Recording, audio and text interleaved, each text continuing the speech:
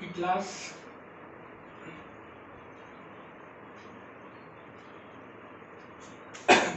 हम क्या पढ़ रहे थे, बाजार का वर्गीकरण हम लोग पढ़ रहे थे, उसमें कई आधार पे विभाजित कर चुके थे।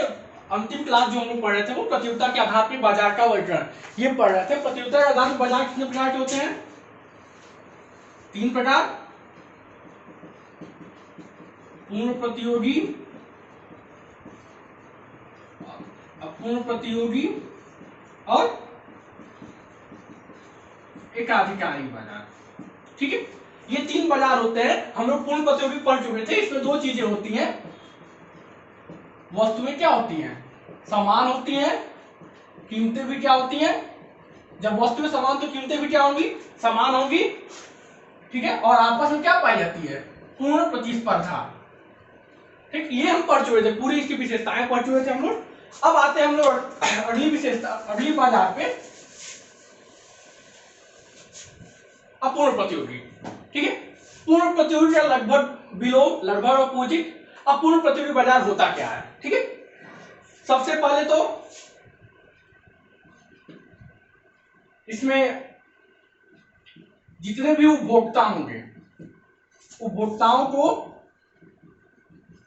बाजार का पूर्ण ज्ञान नहीं होता है। जितने भी अपूर्ण प्रतियोगी बाजार में जितने भी उपभोक्ता होंगे उन सभी उपभोक्ताओं को बाजार का पूर्ण ज्ञान नहीं होता है। और जब बाजार का पूर्ण ज्ञान नहीं है, पूर्ण ज्ञान में सभी चीजें आती हैं, वस्तुओं की गुणवत्ता से लेके या वस्तुओं की क्वालिटी से लेके वस्तुओं की कीमतें तक, और कौन सी वस्तु हमको किस काल में हमको आवश्यक है, वर्तमान में आवश्यकता है कि भविष्य में उसकी आवश्यकता पड़ सकती है, वस्तुओं की कीमतें कब अधिक हो सकती हैं, कब कम हो सकती हैं, इन सभी चीजों को बोलते हैं हम लोग पूर्ण ज्ञान। ठीक, ये हमको नहीं होता किस बाजार में? अपूर्ण प्रतियोगी बाजार में। जब ये चीजें हमको ज्ञात नहीं है, इसके लिए जरूरत पड़ती है, विक्रेता क्या करेगा? वस्तुओं को बेचने के लिए हमको जागरूक करेगा, हमको अवेयर करेगा। कौन? विक्रेता। और विक्रेता अवेयर कैसे करेगा? विक्रेता उपभोक्ताओं को जागरूक कैसे करेगा? एक ही तरीका है, विज्ञापन, या उसको हम इस आम भाषा में बोले तो प्रचार।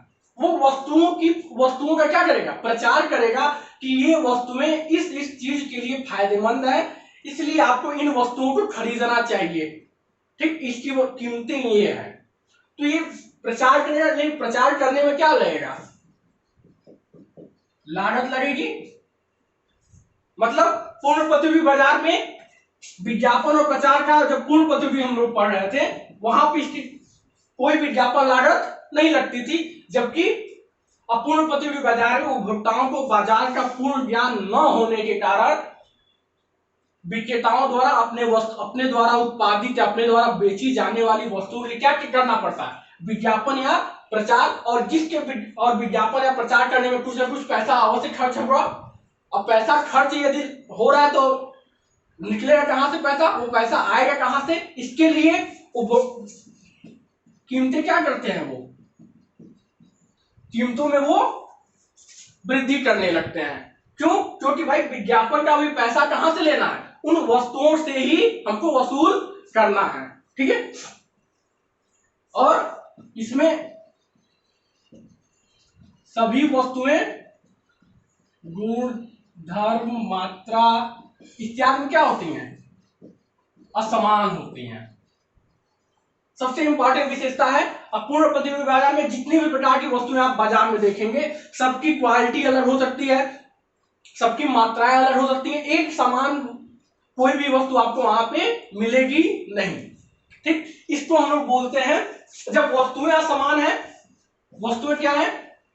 जब वस्तुएं असमान है तो कीमतें भी क्या होंगी? कीमतें भी असमान होंगी। वस्तु असमान तो कीमतें भी क्या होंगी?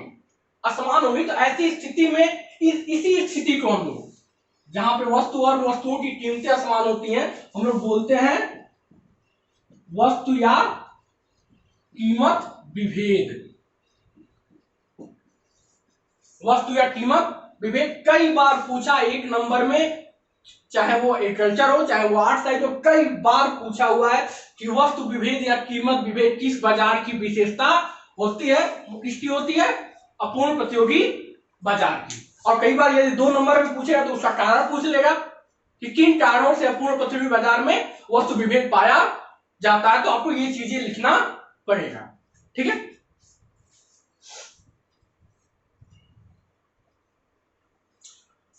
और यहां पे उपभोक्ताओं को जब किसी चीज का ज्ञान है नहीं तो यहां पे प्रतियोगिता भी कुछ पाई नहीं जाती। यहां पे आपसी प्रतिस्पर्धा क्या होती है,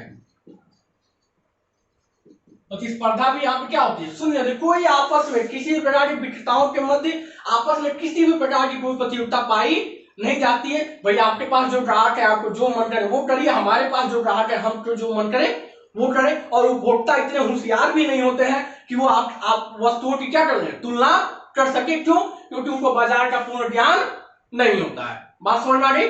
अपूर्ण प्रतियोगी बाजार में 2 अंतर याद रखिएगा, पूर्ण और अपूर्ण में। पूर्ण बाजार में प्रतिस्पर्धा होती है, अपूर्ण बाजार में कोई प्रतिस्पर्धा नहीं होती है। पूर्ण बाजार में वस्तुएं और वस्तुओं की कीमतें आपस में क्या होती हैं, समान होती हैं, जबकि अपूर्ण प्रतियोगी बाजार में ना तो वस्तुएं समान होती हैं, जब वस्तुएं समान नहीं होंगी तो कीमतों में समान होने का सवाल ही उत्पन्न नहीं होता है। ठीक है, बात समझ में आ गई? ये होता है अपूर्ण प्रतियोगी बाजार। अब हम आते हैं एक आधिकारिक बाजार, मोनोपोली।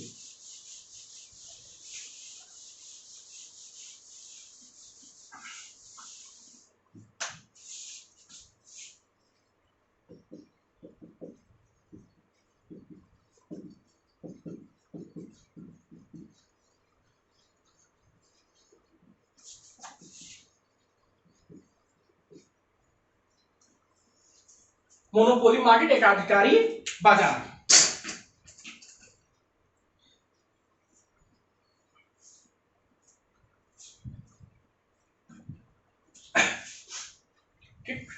अब एकाधिकारी नाम से स्पष्ट है, एकाधिकारी, एक का क्या होगा, अधिकार होगा। पूरे बाजार व्यवस्था में सिर्फ और सिर्फ क्या होगा, एक व्यक्ति का ही क्या होगा, अधिकार होगा। उसको बोलते हैं मोनोपोली, अकेले। तो एक अधिकार किसका होता है बाजार में, उपभोक्ताओं का ना होगा, किसका होता है, विक्रेता। ठीक है, तो एक अधिकारी बाजार में विक्रेता क्या होगा, सिर्फ और सिर्फ एक होगा। विक्रेता कौन होगा, एक ही व्यक्ति होगा विक्रेता। जब व्यक्ति एक है तो कीमतों पर नियंत्रण किसका होगा,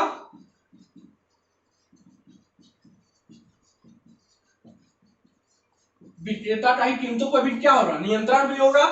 और विक्रेता चाहे तो किसी भी वस्तु को किसी भी कीमत पर बेच सकता है, और ये उपभोक्ताओं की मजबूरी होगी कि भैया आपको उसी कीमत पे, जिस कीमत पे ये विक्रेता उस वस्तु को बेचना चाहता है वहां पे आपको खरीदना पड़ेगा, क्योंकि आपके पास इसका और कोई विकल्प नहीं है। ना तो आपके लिए उस बाजार में कोई दूसरी दुकान है, ना तो कोई दूसरा विक्रेता है।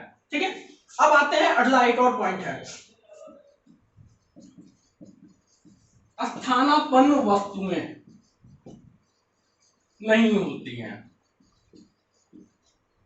स्थानापन्न एक नया वर्ड है, शायद मांड में हम लोग पढ़े होंगे, आपको यदि याद हो तो। स्थानापन्न मतलब सब्स्टिट्यूट। ये दोनों मार्कर हैं, दोनों काम क्या है, बोर्ड पे लिखना। कोई एक नहीं रहेगा तो भी काम चल जाएगा, मतलब नीला नहीं है तो काला है, काला नहीं है तो नीला है, इसको बोलते हैं स्थानापन्न, एक के स्थान पे दूसरे का प्रयोग। ठीक, तो एकाधिकारी बाजार में किसी भी प्रकार कोई स्थानापन्न वस्तुएं मिलती नहीं है। यदि आपको मीठा खाना है तो यदि बाजार में विक्रेता केवल और केवल चीनी बेचना चाहता है मीठे के नाम पे, तो उस पूरे बाजार में आपको चीनी ही मिलेगी, किसी भी प्रकार की अन्य कोई मीठी चीज वहां पे आपको मिलेगी नहीं। इसे बोलते हैं स्थानापन्न वस्तुएं। तो एकाधिकारी बाजार में किसी भी प्रकार की कोई स्थानापन्न वस्तुएं नहीं होती हैं। एक चीज और सबसे इंपॉर्टेंट ये भी है, फर्म और उद्योग, बस ये याद कर लीजिए, आगे हम पूरा इसका। फर्म और उद्योग में